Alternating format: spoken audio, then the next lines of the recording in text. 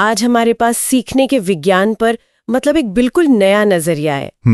ये शिव नारायण के एक शोध पत्र से आया है और ये लर्नोडायनामिक्स नाम का एक विचार पेश करता है। लर्नोडायनामिक्स? हाँ, जब मैंने पहली बार ये शब्द सुना तो मेरे दिमाग में सीधे थर्मोडायनामिक्स आया, जैसे ऊर्जा का प्रवाह, गर्मी का ट्रांसफर, कुछ वैसा। और ये तुलना बिल्कुल सही है।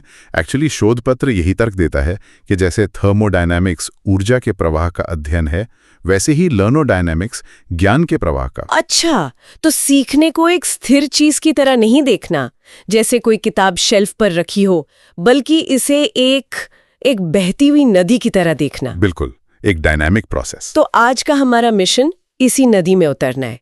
हम ये समझने की कोशिश करेंगे कि ज्ञान हमारे दिमाग में कैसे और किन रास्तों से बहता है। और क्या ये नया नजरिया वाकई हमारे स्कूलों को, हमारे सीखने के तरीकों को बदल सकता है? चलिए इस विचार की गहराई में उतरते हैं। बिल्कुल। इसका जो मूल सिद्धांत है वो बहुत सरल लेकिन बहुत शक्तिशाली है। सीखना ज्ञान का हस्तांतरण है। ज्ञान का हस्तांतरण, ओके। और शोध इसे लर्नोग्राफी का विज्ञान कहता है। यह सिर्फ इस बात से आगे जाता है कि शिक्षक क्या पढ़ा रहा है। यह इस बात की पड़ताल करता है कि किताबें, शिक्षक, हमारे दोस्त और यहाँ तक कि जिस कमरे में हम बैठे हैं वो भी हमारे मस्तिष्क में ज्ञान को कैसे ट्रांसफर करता है। ठीक है, तो ये प्रवाह या फ्लो ही मेन आइडिया है। हाँ। अगर ज्ञान एक नदी की तरह बह रहा है तो इसके कई स्रोत और रास्ते भी होंगे। बिल्कुल। स्रोत पत्र में ज्ञान हस्तांतरण के कई चैनलों का जिक्र है ना? हाँ, 9वें नियम में। और ये समझना महत्वपूर्ण है क्योंकि सीखना कभी भी एक तरफा नहीं होता। शोध 5 मुख्य चैनलों की पहचान करता है। अच्छा, 5? हाँ, पहला और दूसरा तो हम सब जानते हैं, किताब से मस्तिष्क तक। ये तो सबसे पारंपरिक तरीका है। और शिक्षक से छात्र तक, जो हमारी क्लासरूम का आधार है। ये तो सीधे सादे रास्ते हो गए, लेकिन मुझे लगता है कि असली जो दिलचस्प बात है वो बाकी के चैनलों में छिपी है। आपने बिल्कुल सही पकड़ा। तीसरा चैनल है सहपाठी से सहपाठी तक। अच्छा। स्रोत इसे स्मॉल टीचर सिस्टम कहता है, जहां छात्र एक दूसरे को सिखाते हैं। मतलब जब आप किसी दोस्त को कोई कॉन्सेप्ट समझाते हैं तो वो ज्ञान आपके दिमाग में और ज्यादा मजबूत हो जाता है। एग्जैक्टली। ये सुनने में तो बहुत अच्छा लगता है, पर क्या ये असल में काम करता है? मतलब अक्सर तो ये होता है कि एक होशियार छात्र सबको पढ़ा रहा है और बाकी बस सुन रहे हैं। ये एक बहुत अच्छा सवाल है, और अगर इसे ठीक से लागू ना किया जाए तो ऐसा हो सकता है। लेकिन शोध का तर्क है कि जब इसे सही तरीके से बढ़ावा दिया जाता है तो ये दोनों के लिए फायदेमंद है। जो सिखा रहा है उसका खुद का ब्रेन पेज, जिस पर हम बाद में बात करेंगे, और भी क्लियर हो जाता है। ओके। और जो सीख रहा है उसे अपने दोस्त से सवाल पूछने में कम झिझक होती है। सही बात है, वो फॉर्मल टीचर स्टूडेंट वाला दबाव नहीं रहता। बिल्कुल। ठीक है, तो किताबें, शिक्षक और दोस्त, लेकिन शोध में कुछ और भी दिलचस्प चैनल्स का जिक्र है जो शायद हम नजरअंदाज कर देते हैं। हाँ, और वे बहुत शक्तिशाली है। चौथा चैनल है वस्तु से मस्तिष्क तक। वस्तु से मस्तिष्क तक मतलब व्यावहारिक रूप से सीखना। आप एक कार की इंजन के बारे में 10 किताबें पढ़ सकते हैं। हाँ। लेकिन जब आप असल में एक इंजन को खोलते हैं, उसके पुर्जों को छूते हैं, तो जो ज्ञान मिलता है वो कहीं ज्यादा गहरा होता है। Practical learning. हाँ, सीधे अनुभव से आने वाला ज्ञान। और पांचवा है स्थान से मस्तिष्क तक। स्थान से, जिसे स्रोत पाथवे नॉलेज ट्रांसफर कहता है। मतलब हमारे आसपास के वातावरण से सीखना। जैसे किसी म्यूजियम में जाना या किसी ऐतिहासिक किले में घूमना। बिल्कुल। वो जगह, वो माहौल आपको जो सिखाता है वो कोई किताब नहीं सिखा सकती। ये 5 चैनल मिलकर ज्ञान के प्रवाह का एक नेटवर्क बनाते हैं। लेकिन हमारा दिमाग कोई खाली बाल्टी तो है नहीं जिसमें बस जानकारी भर दी। अंदर क्या हो रहा है, ये इस प्रवाह को कैसे संभालता है? बिल्कुल सही सवाल। और यहीं पर ब्रेन पेज मैप्स और मॉड्यूल्स की क्रांतिकारी अवधारणा आती है। 8वें नियम के अनुसार हमारा मस्तिष्क ज्ञान को 2 चरणों में प्रोसेस करता है, अपलोड और डाउनलोड। अपलोड और डाउनलोड, जैसे हम कंप्यूटर पर फाइलें करते हैं? काफी हद तक। जब हम कुछ नया सीखते हैं, चाहे किताब पढ़कर या कुछ करके, हम उस ज्ञान को अपने दिमाग में अपलोड कर रहे होते हैं। अच्छा। इस प्रक्रिया के दौरान हमारा मस्तिष्क उस जानकारी के लिए एक तरह का, कह सकते हैं, विकिपीडिया पेज बनाता है। इसी को ब्रेन पेज कहा गया है। तो ये सिर्फ तथ्य नहीं है, बल्कि उन तथ्यों का एक ऑर्गेनाइज्ड नक्शा है। बिल्कुल। और डाउनलोड तब होता है जब हम उस सीखे हुए ज्ञान का उपयोग करते हैं। जैसे कोई परीक्षा देते समय या कोई प्रॉब्लम सॉल्व करते हुए। एग्जैक्टली। तब आप अपने मस्तिष्क में बने उन ब्रेन पेज से जानकारी को डाउनलोड कर रहे होते हैं। यह एक निरंतर चक्र है। अपलोड सीखने का चरण है और डाउनलोड प्रदर्शन का। यहाँ स्रोत में एक आंकड़ा है जिसने मुझे सचमुच चौंका दिया। उसमें लिखा है कि छात्र ब्रेन पेज लर्नोग्राफी मतलब सक्रिय रूप से अपने ब्रेन पेज बनाने की प्रक्रिया से 80% सीखते हैं। हाँ। और पारंपरिक शिक्षण जैसे लेक्चर सुनना उससे केवल 20%। 1 मिनट 80%। हाँ, 80-20 का अनुपात। इसका मतलब तो ये हुआ कि हम जिस लेक्चर हॉल में घंटों बैठकर नोट्स लेते थे उसका असल असर सिर्फ 20% था। ये तो पूरी शिक्षा व्यवस्था पर ही सवाल उठा देता है। ये एक चौंकाने वाला लेकिन बहुत महत्वपूर्ण निष्कर्ष है और ये बताता है कि असल सीख क्लास के बाहर थी, खुद से नोट्स बनाने में, दोस्तों से बहस करने में। क्योंकि ब्रेन पेज बनाने की प्रक्रिया सक्रिय होती है। हाँ, निष्क्रिय नहीं। और यहीं पर मोटर साइंस का दूसरा नियम तस्वीर में आता है। Motor science? अरे उसका सीखने से क्या लेना देना? बहुत गहरा लेना देना है। शोध कहता है कि शारीरिक गतिविधियां जैसे अपने हाथ से लिखना, स्केच बनाना या बस अपनी उंगलियों का उपयोग करके कुछ बनाना, ये केवल फिजिकल एक्सरसाइज नहीं है। ये गतिविधियां असल में आपके मस्तिष्क की संरचना को बदलती हैं। सच में? हाँ, वे मस्तिष्क में नए न्यूरॉन्स को जन्म देती हैं, जिसे न्यूरोजेनेसिस कहते हैं, और हिप्पोकैम्पस जैसे हिस्सों में ग्रे मैटर की मात्रा बढ़ाती हैं। रुकिए, तो इसका मतलब ये है कि जब मैं किसी बोरिंग मीटिंग में पेन से यूं ही कुछ बनाती रहती हूँ तो मैं सिर्फ टाइम पास नहीं कर रही, नहीं, मैं असल में अपने दिमाग को ज्यादा शक्तिशाली बना रही हूँ। ये तो कमाल की बात है। यही वो शारीरिक क्रिया आपके दिमाग को उस जानकारी को एक अलग, ज्यादा ठोस तरीके से एनकोड करने में मदद कर रही है। ये अकादमिक शिक्षा को मोटर ज्ञान में बदल देता है, जो ज्यादा स्थायी होता है। तो दिमाग के अलग अलग हिस्से इस प्रक्रिया में कैसे शामिल होते हैं? स्रोत में कुछ लोब्स का भी जिक्र है। हाँ, इसे एक वर्ल्ड क्लास किचन की तरह समझिए। अच्छा। आपके पैराइटल लोब्स वो हैं जो बाजार से सारी ताजा सामग्री यानी हमारी इंद्रियों से आने वाली जानकारी लेकर आते हैं। फ्रंटल लोब शेफ हैं जो उस सामग्री से कुछ बनाते हैं, यानी शारीरिक क्रियाओं की योजना बनाते हैं। और बाकी kitchen stuff? Temporal lobes recipe book की तरह हैं, जो सब कुछ समझने, भाषा को प्रोसेस करने और याद रखने में मदद करते हैं। ओके। और फिर आता है मास्टर शेफ सेरिबेलम। ये सभी तरह के ज्ञान को लेता है, उसे परिष्कृत करता है, उसमें संतुलन और सटीकता लाता है और एक परफेक्ट डिश के रूप में परोसता है। बिल्कुल। इसी अंतिम परिष्कृत और सहज ज्ञान को स्रोत में जेड नॉलेज कहा गया है।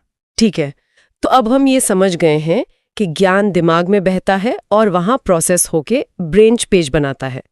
लेकिन इस पूरी प्रक्रिया को नियंत्रित करने वाले नियम क्या हैं? स्रोत में ऐसे 10 नियमों का जिक्र है ना? हाँ, और उनमें से कुछ तो वाकई हैरान करने वाले हैं।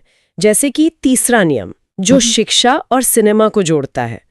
ये दोनों तो बिल्कुल अलग दुनिया है। ये एक शानदार तुलना है। ये नियम बताता है कि शिक्षा और सिनेमा दोनों ही ज्ञान का परिवर्तन करते हैं, लेकिन विपरीत दिशाओं में। विपरीत दिशाओं में? इसका क्या मतलब हुआ? शिक्षा में लक्ष्य होता है भावनात्मक या प्रेरक ज्ञान, जिसे लिम्बिक नॉलेज कहते हैं, मतलब किसी विषय को सीखने की इच्छा या जिज्ञासा को संज्ञानात्मक ज्ञान में बदलना। यानी एक अच्छा शिक्षक आपकी जिज्ञासा को ज्ञान में बदल देता है। बिल्कुल। और सिनेमा में इसका ठीक उल्टा होता है। अच्छा। वहां एक निर्देशक संज्ञानात्मक ज्ञान, जैसे कोई विचार या स्क्रिप्ट, को लेता है और उसे एक भावनात्मक अनुभव में बदल देता है, ताकि दर्शक उसे महसूस कर सकें। वाह! तो एक अच्छा शिक्षक और एक अच्छा फिल्म निर्देशक दोनों ही एक तरह के कीमियागार है जो बस उल्टी प्रक्रिया अपना रहे हैं। ये सोचना का एक बिल्कुल नया तरीका है। और ये हमें एक और दिलचस्प नियम की ओर ले जाता है, छठा नियम, जिसे सिंगुलैरिटी या एकता कहा गया है। ये तो और भी ज्यादा तकनीकी लग रहा है। इसका क्या मतलब है? ये मस्तिष्क की सबसे अद्भुत क्षमताओं में से एक को दिखाता है। इसका मतलब है कि सीखने के सभी प्रकार, चाहे वो भावनात्मक हों, संज्ञानात्मक हों, मोटर हों, अंततः मस्तिष्क के एक हिस्से बेसल गैंग्लिया सर्किटरी में आकर मिल जाते हैं। सब कुछ एक जगह मिल जाता है? हाँ, और एक ही व्यवहारिक व्यवहार आउटपुट में बदल जाते हैं। तो इसे सरल शब्दों में कहें तो दिमाग एक अल्टीमेट मिक्सर ग्राइंडर की तरह है जो सब कुछ मिलाकर एक चीज बना देता है। एकदम सही एनालॉजी है। मस्तिष्क इन सभी अलग अलग इनपुट को लेता है और उन्हें एक सुसंगत स्मूदी में बदल देता है। और यही स्मूदी हमारा जेड नॉलेज है। एग्जैक्टली। ये वो बिंदु हैं जहां ज्ञान केवल जानकारी नहीं रह जाता, बल्कि हमारी क्षमता और हमारे व्यवहार का हिस्सा बन जाता है। अच्छा, तो ये जेड नॉलेज वही है जो आपने पहले सेरिबेलम के संदर्भ में बताया था, वो सहज ज्ञान। बिल्कुल। सोचिए, जब आप पहली बार गाड़ी चलाना सीखते हैं तो आप गियर, क्लच, ब्रेक सबके बारे में सचेत रूप से सोचते हैं। हाँ, बहुत ध्यान देना पड़ता है। वो अपलोड हो रहा है, अलग अलग ब्रेन पेजेस बन रहे हैं, लेकिन सालों बाद आप बिना सोचे समझे गाड़ी चलाते हैं। वो जो सहज ज्ञान है वही जेड नॉलेज है। ठीक है, तो हमारे पास सिस्टम है, नियम है, लेकिन इस मिक्सर ग्राइंडर को चलाता कौन है? मतलब हमें सीखने की इच्छा होती ही क्यों है? स्रोत में 7वें नियम में 5 वर्किंग ड्राइव्स या चालकों का जिक्र है। हाँ, ये वे आंतरिक इंजन हैं जो हमें सीखने के लिए प्रेरित करते हैं। क्या है वो? शोध के अनुसार ये 5 हैं: डर, आनंद, प्रेरणा, विवेक और आवश्यकता। डर, आनंद, प्रेरणा, विवेक और आवश्यकता। ये तो मनोविज्ञान की तरह लग रहा है भी। डर, जैसे परीक्षा में फेल होने का डर, एक बहुत शक्तिशाली प्रेरक हो सकता है। भले ही वो नेगेटिव हो। आनंद, यानी किसी विषय में आपकी वास्तविक रुचि सीखने को एक खेल बना देती है। आवश्यकता, जैसे नौकरी के लिए एक नई स्किल सीखना, हमें मजबूर करती है। और विवेक, वो सीखने को कैसे चलाता है? स्रोत इसे चौथा ड्राइव मानता है, जो हमें नैतिक रूप से सही काम करने के लिए प्रेरित करता है। जैसे परीक्षा में नकल न करने का निर्णय विवेक से आता है। भले ही फेल होने का डर हमें उकसाए, विवेक हमें ईमानदारी से सीखने के लिए प्रेरित करता है। ये सब दिमाग चकरा देने वाला है। अगर हम इन सभी नियमों को एक साथ रखें, ज्ञान का प्रभाव, मोटर साइंस, ब्रेन पेज, और इन्हें लागू करने की कोशिश करें, तो एक स्कूल या कक्षा वास्तव में कैसी दिखेगी? ये आज की कक्षाओं जैसी तो बिल्कुल नहीं होगी। वही चुपचाप बैठी हुई पंक्तियों वाली कक्षाएं नहीं। सबसे पहले कक्षाएं गतिशील होंगी, स्थिर नहीं। छात्र अपनी मेज पर घंटों तक चुपचाप नहीं बैठेंगे, वे शारीरिक रूप से सक्रिय होंगे। मॉडल बना रहे होंगे या घूम रहे होंगे। हाँ, छोटे समूहों में समस्याओं को हल कर रहे होंगे। मोटर साइंस का नियम हमें यही बताता है कि शारीरिक गतिविधि सीखने को पुख्ता करती है। तो शिक्षक की भूमिका भी पूरी तरह से बदल जाएगी। हाँ, शिक्षक की भूमिका एक लेक्चरर से बदलकर ज्ञान के प्रवाह को सुगम बनाने वाले मॉडरेटर या कोच की हो जाएगी। तो उनका काम जानकारी देना नहीं होगा? उनका काम छात्रों को अपने ब्रेन पेज बनाने में मदद करना होगा, उन्हें सही दिशा दिखाना होगा। वे सवाल पूछेंगे, जवाब नहीं देंगे। और वो स्मॉल टीचर वाला विचार, सहपाठियों के बीच सीखने का क्या होगा? उसे सीखने की प्रक्रिया का एक मुख्य और औपचारिक हिस्सा बनाया जाएगा। छात्रों को नियमित रूप से एक दूसरे को पढ़ाने के लिए प्रोत्साहित किया जाएगा। और सबसे बड़ा सवाल, परीक्षाएं?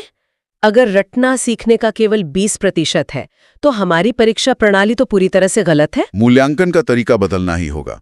रटने की क्षमता जांचने वाले इम्तिहानों के बजाय प्रदर्शन और ज्ञान के व्यावहारिक उपयोग पर ध्यान केंद्रित किया जाएगा। मतलब प्रोजेक्ट बेस्ड या प्रॉब्लम सॉल्विंग वाले टेस्ट। बिल्कुल। सवाल ये नहीं होगा कि न्यूटन का तीसरा नियम क्या है, बल्कि ये होगा कि इस नियम का उपयोग करके ये समस्या हल करो। लक्ष्य ये देखना होगा कि छात्र अपने जेड नॉलेज का उपयोग कैसे करते हैं। और इसमें टेक्नोलॉजी की क्या भूमिका होगी? टेक्नोलॉजी इस नई इकोसिस्टम की रीढ़ होगी। मशीन लर्नोग्राफी और एआई आधारित डिजिटल प्लेटफॉर्म का उपयोग व्यक्तिगत सीखने के अनुभव प्रदान करने के लिए किया जाएगा। मतलब हर छात्र के लिए कस्टमाइज्ड लर्निंग प्लान? हाँ, एक ऐसा प्लेटफॉर्म जो हर छात्र की गति और शैली के अनुसार अनुकूलित हो सकता है, जिससे ज्ञान का प्रवाह हर किसी के लिए सबसे कुशल हो जाएगा। तो आज की हमारी चर्चा का सार ये है कि लर्नोडायनामिक्स सीखने को एक स्थिर प्रक्रिया के बजाय ज्ञान के एक गतिशील हस्तांतरण के रूप में देखता है। बिल्कुल। ब्रेन पेज, मोटर साइंस और ज्ञान के विभिन्न चैनल हमें ये समझने के लिए एक नया और शक्तिशाली ढांचा देते हैं कि हमारा मस्तिष्क कैसे सीखता है। और ये हमें एक बहुत ही महत्वपूर्ण विचार के साथ छोड़ जाता है। स्रोत एक शक्तिशाली आह्वान के साथ समाप्त होता है। मस्तिष्क तैयार है, अब कक्षा को उसके साथ कदम मिलाना होगा। हाँ, और ये एक महत्वपूर्ण सवाल खड़ा करता है जिस पर हमारे श्रोताओं को सोचना चाहिए। क्या है वो सवाल? ये सब जानने के बाद कि मस्तिष्क स्वाभाविक रूप से कैसे सीखता है, गति के माध्यम से, करने के माध्यम से, सिखाने के माध्यम से, हमारी वर्तमान शिक्षा प्रणाली का कितना हिस्सा वास्तव में मस्तिष्क की प्राकृतिक कार्यप्रणाली के साथ काम करने के बजाय उसके खिलाफ काम करने के लिए डिजाइन किया गया है।